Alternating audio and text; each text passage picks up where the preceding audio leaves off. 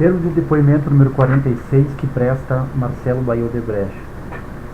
Aqui presente, acompanhado de seus defensores, Luciano Feldens e Joana Paula Batista. Marcelo, eu indago se estes são os teus defensores e se tu estás aqui de forma voluntária para colaborar, para depor e colaborar com o Ministério Público Federal no contexto do procedimento de colaboração premiada celebrada com base na Lei 12.850 de 2013. Indago ainda se tu está ciente que os efeitos da colaboração premiada dependem da tua colaboração, não só do depoimento que já sendo prestado aqui hoje, como também dos meios de prova que vierem a ser entregues. São meus defensores, estou aqui espontaneamente. Eu lhe peço, por favor, que fale sobre o anexo 22.2, encerramento do programa de operações estruturadas. Peço para confirmar o conteúdo dele e também para explicar, por favor. Eu confirmo o anexo, o conteúdo dele. Quando começou a explodir a Lava Jato, a gente, lógico, percebeu que aonde estaria o nosso ponto de exposição e que podia ir e podia espalhar por todo mundo que tivesse feito uso, seja legítimo ou ilegítimo, era a questão das operações estruturadas, do pessoal de Gilberto e a equipe dele. Então, e aí, aquele ponto que eu estava falando do anexo anterior, o problema que a gente tinha naquele momento era com a questão de ser monitorado. A questão de ser monitorado e a questão do estresse que estava gerando. Na verdade, as pessoas ficavam sempre com medo de, no outro dia de manhã, ter uma batida, ou busca e apreensão, ou própria prisão temporária. Então, minha recomendação nesse momento, numa conversa que eu tive com o Gilberto, foi: Gilberto, para vocês conseguirem, foi encerrar operações estruturadas, não vamos discutir, o negócio é grave, vamos encerrar, até para que esse assunto não se espalhe e exponha quem não tem que ser exposto. E eu acho que vocês deveriam todos ir para o exterior para vocês conseguirem trabalhar. Porque aqui vocês vão ter, na hora que vocês falarem para o telefone, vocês vão ter medo, na hora que vocês usarem o computador, vocês vão ter medo, vai ter medo que sua sala vai ter grampeada. Além do que, vocês dormem achando que no outro dia de manhã vai ter uma operação com vocês. Então, é o seguinte, vai para o exterior. Agora, essa conversa para esse cliente é o seguinte: não vão com expectativa de serem foragidos. Isso a empresa não vai bancar. Se houver uma ordem de prisão, vocês vão voltar. Vocês vão voltar, agora volta com aquele planejamento, já acalma a família, tá? Não é surpreendido. Então, houve essa orientação, eu orientei especificamente, a única coisa que eu orientei na época foi: não trabalhe nos Estados Unidos, porque o meu processo de monitoramento que podia haver aqui, no meu entendimento, podia haver nos Estados Unidos. Depois eu fui saber que as famílias de dois deles, o Fernando e o Gilberto, ou o Fernando e o Luizinho, as famílias foram para Miami, ou não sei se os dois, mas foram para os Estados Unidos. E aí eu fiquei incomodado e eles me disseram: não, Marcelo, mas eles estão tendo a disciplina até de não levar o celular que trabalham para os Estados Unidos. As famílias estão lá, mas eles trabalham na República Dominicana, nos outros países da América Central durante a semana e vão para os Estados Unidos só no final de semana ficar com as famílias. Foi isso. E o Berto, eu tentei, Berto, acho que você devia fazer a mesma coisa, mas o Berto estava reativo, não queria sair. Parece que depois ele acabou pensando em sair, pegou um visto, mas aí eu acho que eu já estava até preso quando ele tomou a decisão. Mas o Berto estava reativo e os outros dois foram nesse esquema. Assim, e a essa altura do campeonato eu já estava bem desconfortável com que a gente já tinha percebido algum descontrole. E aí eu pedi para uma LE da Própolis, que não tinha nada a ver com isso, mas tinha um background financeiro, que é o Felipe. Felipe, me ajuda a monitorar que está acabando esse programa todo de operações estruturadas. E eu acho também que, até na lógica de você poder trabalhar com serenidade, sem ter risco de monitoramento, acho que você devia viajar, você devia ficar fora. E aí eu pedi a ele esse assunto. Tá. E em que medida foi essa ordem, Marcelo, de encerramento do programa de operações estruturadas? O que ele compreendeu? A fechar todas as contas e não fazer mais operação. Certo. Sendo mais específico, encerramento de contas, a Odebrecht, praticamente ela comprou um banco no exterior aqui, o Maior Bank, né? Mas houve uma ordem também, em algum momento alguém deve ter te informado. Naquele momento, é importante o seguinte, eu estou baseado, a minha decisão foi baseada na informação que eu tinha na época. O que eu sabia na época? Havia contas, havia um volume grande de pagamentos, espalhado que ia expor, isso eu sabia, entendeu? Eu sabia que pagamentos tinham sido feitos,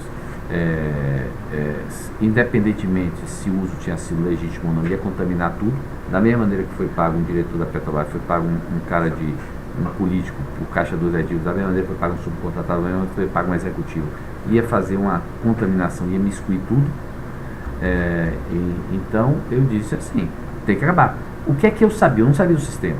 Por exemplo, é fácil ver até nas minhas notas que eu fiz para a minha última conversa, uma das últimas conversas com o Beto, não tinha sistema, porque eu não sabia do sistema. Não sabia que havia um sistema, eu não me preocupei com o sistema. Então, o que é que eu sabia? Que tinha, vá para o exterior, tinha conta que tem que ser fechada, não faça mais operação. Isso é o que eu sabia. Obviamente que eu não sabia tudo que havia, portanto, não tinha como. O que é que eu imaginava, por exemplo, naquela época? Que os operadores, eles eram operadores, isso que era informado, não eram só nossos. Por exemplo, o Olívio, que eu vinha conhecer preso já, não sabia que existia Olívio. O Olívio, eu pensei, o Olívio, outros Olívios, o que é que eu pensava? Que eu atuava para o Odebrecht e para vários outros. Então você tem uma conta. Isso é o que a gente imaginava. Inclusive, desde que a Lava Jato se iniciou, na época, estou falando de 2014, o nosso pessoal jurídico estava cata. E esse assunto, e eu acho que o pessoal de operações estruturadas, se eles estiverem falando a verdade, eles podem confirmar, durante todo um ano, onde eu coloquei o jurídico da empresa para fazer a investigação, eles omitiram a real exposição nossa. Quando eu fui preso, nós estávamos rodando em círculo, certo? Achando que a nossa exposição era na tal da Smith & Ness.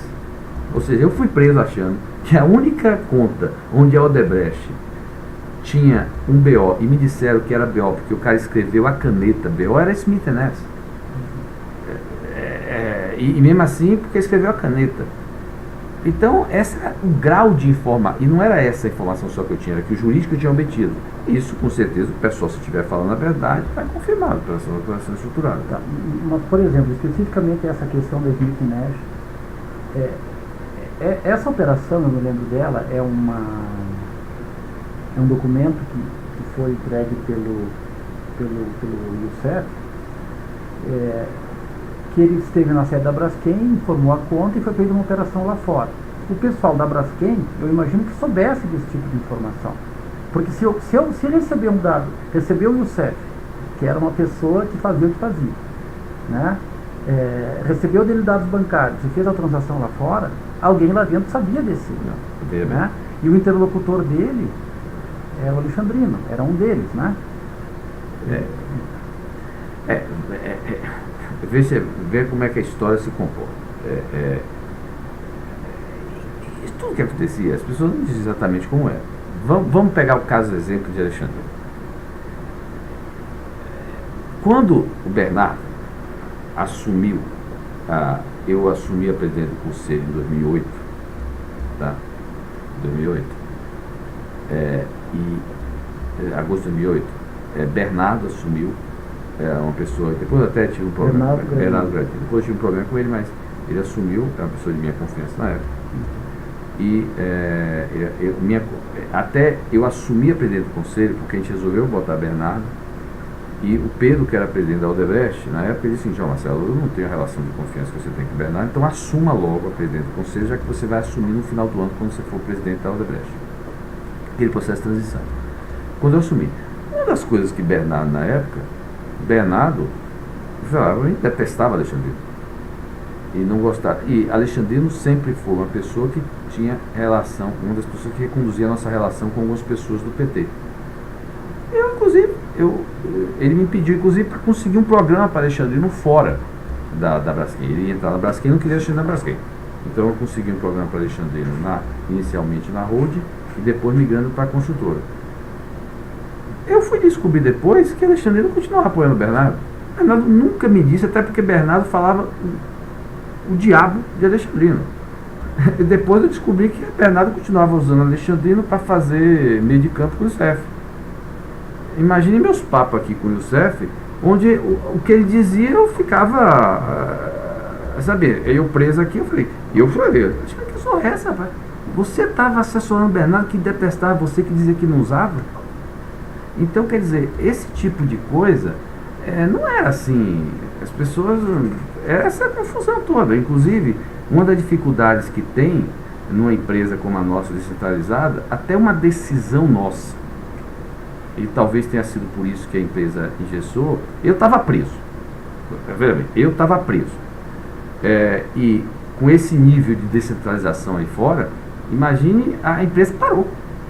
Não era capaz de tomar nenhuma decisão, nem para o bem nem para o mal, entendeu? Foi o que de fato aconteceu também, entendeu? Tanto que todo mundo diz que a maneira como o Odebrecht conduziu a gestão pós-crise foi a pior entre todas as empresas. O diretor-presidente preso, e o processo de centralização, onde ninguém, nem eu que estava preso, nem ninguém que estava aí fora, tinha o domínio de todo mundo sabia umas partes e ninguém conseguia juntar o todo mundo sabia qual era a exposição. O cara achava que a exposição não ia chegar nele, outros estavam preocupados, mas não conseguiam ter. Então, é um processo complicado tomar uma decisão dele. Então, não houve isso. A minha decisão que eu fiz foi assim, acaba com a operação, fecha as contas. O meu grau de conhecimento, eu não tinha esse conhecimento todo. O nosso jurídico que se envolveu não tinha o conhecimento, não conseguiu, ficou rodando em círculos com a tal da Smith & Ness, que a gente só descobriu porque teve veja bem, olha a nossa surpresa, quando teve a delação que o Paulo Roberto disse que tinha recebido, em tese você não podia receber e pagar dinheiro para a PEP. É a primeira coisa, como é que a gente paga para um diretor que é PEP? Porque em tese a gente sabia o quê? Que tinha sido feito pagamentos ao PP a pedido de Paulo Roberto. A gente não sabia que tinha sido feito pagamentos ao Paulo Roberto, porque isso aí ia contra a lógica inicial do sistema, que era para fazer o check and balance. Então tudo isso pegou, não é que alguém na empresa, todo mundo sabia seus fragmentos. E aqueles que faziam as irresponsabilidades, talvez, não soubessem a consequência da... Olha só, era muito difícil para qualquer um, e comigo preso, ainda tomar uma decisão, entendeu? Mas o que eu disse foi o seguinte: fecha as contas e acaba a operação estruturada e vai para o exterior para trabalhar com mais serenidade e sem risco de grampo. Foi isso que eu fiz em relação à questão das operações estruturadas. Inclusive, até pela disciplina que eu tinha, eu disse o seguinte: a disciplina que eu tinha de registrar tudo facilita hoje minha vida na colaboração. Porque é só ir lá e ver exatamente, por exemplo, o sistema. Eu não sabia. Não sabia. Se eu soubesse o sistema, em algum momento, em algum lugar estava a questão do sistema. Pois é, em relação ao sistema também. Eu perguntei antes da migração dele, ele disse que não sabia. Não, eu soube o seguinte, eu soube o sistema, não estou falando do sistema do Drauzes. Uma decisão que a gente tomou numa certa feita, que não tem nada a ver com o Drauzes, foi uma decisão corporativa, foi mudar o nosso link de oficial, a nossa questão dos cabos, tudo, para, se não me engano, foi o Panamá, porque a gente sabia que uma parte das coisas poderia ter, e a gente não queria que passasse pelos Estados Unidos. Então, mas foi uma decisão corporativa de mudar o link corporativo para o Panamá. A questão das mudanças que ocorreu, da onde estava o Drauzes, foi tomado pelo pessoal de operações estruturadas. Eles tomaram, eles fizeram a decisão, eles fizeram. Veja bem, eles podem até ter tido algum tipo de assessoramento técnico, mas pelo que eu entendi, o próprio técnico era o irmão do Luizinho, entendeu? Era fora, era tudo feito fora. Tá, mas então, quando houve a ordem de encerramento, você não sabia da existência do sistema? O sistema, a gente tomou conhecimento do sistema e das informações que tinha o sistema. Eu não sei o tamanho dessa informação, mas a gente tomou consciência ao longo do segundo semestre do ano passado. Eu já estava preso. E o pessoal descobriu, eu não sei se foi setembro, outubro, novembro, dezembro, mas foi nesse período que se tomou conhecimento e que diz, nossa, me falaram já preso aqui, o que era, eu não sei se foi setembro, porque Maurício falou, Marcelo, descobrimos várias coisas, ele não me falou exatamente o sistema, até porque no parlatório lá a gente tinha evitado, mas aí foi que eu disse, então vocês precisam se reunir, tomar a decisão se vão colaborar ou não. Agora, O sistema com os registros, eu não sei se foi descobrido em setembro ou se foi descoberto em fevereiro, março, depois da operação Tipo. Foi uma surpresa. Você tem um conhecimento que no AOB, o banco antigo, a Odebrecht ficou com 15 milhões de dólares apreendidos em razão da quebra do banco? Não, eu acho que eu não. Se você perguntar, eu sabia que o banco não. Eu soube que teve. E o Berto uma vez me comentou, mas aí é aquela história. Ele não podia me comentar que a Odebrecht perdeu o negócio, porque em tese, se ele me fizesse isso, ele estava dizendo que estava rompendo o sistema. Então a conta não podia ser Odebrecht. Mas uma vez eu me lembro, com uma certa feita, ele me comentou que a gente tinha perdido o valor de um banco que tinha quebrado no Caribe. Me comentou uma época. A nossa dificuldade um pouco é entender assim, que só nesse banco foi movimentado $1 bilhão. Esse que quebrou. E depois o antigo, no Minor, outro $1 bilhão e pouco, quase $1,5 milhão. E não sei do conhecimento assim, da alta cúpula da. Não, a gente sabia. Da empresa. Não, veja bem, eu não estou querendo dizer que eu não sabia, veja bem. Nós sabíamos que, e eu sabia, e a alta cúpula da empresa sabia, a gente sabia, o sistema sabia que a gente sempre movimentou ao longo dos anos variável entre 0,5% a 2% do faturamento do grupo. Nós estamos falando de grupo que chegou a faturar R$100 milhões. Nós estamos falando de 2%, estamos falando de 2 bilhões de reais. Então quer dizer o seguinte, a gente sabia que, a depender do ano de necessidade, porque às vezes você gera mais, a gente sabia que 0,5% a 2% do faturamento, certo? Sempre, historicamente, isso estamos falando de 20, 30 anos, transitava por caixa 2 pelas necessidades que eu já falei diversas. Então, o que a gente sabia era do volume. O que eu entendo que às vezes é difícil, o que a gente não sabia, e era assim que a empresa era a utilização disso, era baseado na confiança. Aí, a única coisa que eu posso mostrar isso é o seguinte: da mesma forma que alguém poderia gastar R$100 milhões de caixa 2 sem buscar autorização, ele poderia também gastar 100 milhões de caixa sem autorização. Porque talvez a única forma de demonstrar a delegação do grupo é o seguinte: uma pessoa poderia fazer uma proposta, isso talvez não existe em nenhuma outra empresa do mundo. Um diretor de contrato poderia fazer uma proposta de 3 bilhões de dólares, que poderia gerar um prejuízo de 500 milhões de dólares, sem buscar autorização de ninguém da empresa. Uma pessoa que tem uma delegação para perder 500 milhões de dólares, pode da mesma forma usar 50 milhões de dólares de uma maneira contrária. Então, a nossa delegação era deste nível. Seja para o tempo. Eu acho que a única maneira de compreender o porquê que havia essa delegação do modo ilícito era porque a mesma delegação, ela não existia.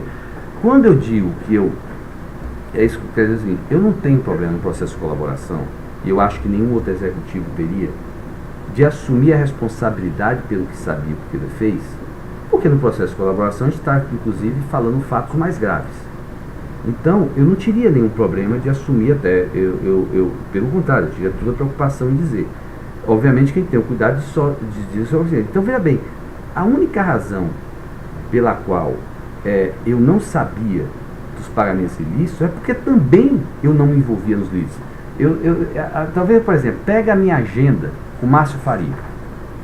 Minha agenda com Márcio Faria, Márcio é um cara que tinha contrato de 3, 4, 5 bilhões. Da mesma maneira que não tem na minha agenda aprovando, comentando nada sobre pagamentos ilícitos, também não tem nada sobre propostas, porque não era. A nossa cultura é o seguinte: dentro do seu negócio, você é dono, você autoriza. O diretor de contrato autoriza. O empresário pequena empresa. Exceção é quando você usa o dinheiro do acionista. Por isso, aquela questão do fechamento com caixa 1. Se você não tem o dinheiro, se você tem 500 milhões na organização, se você tem um contrato, e esse contrato gera 100 milhões de dólares de lucro, em tese, pode parecer uma maluquice, mas você pode gastar os 100 milhões, lícito ou ilícito, sem pegar autorização. Onde é que está o problema? Se você for entrar no caixa negativo, significa que você não está mais usando o seu caixa. Você está usando o caixa do acionista. A partir daí, você precisa pegar autorização tanto para o pagamento lícito quanto para o ilícito. É assim que funcionava a organização.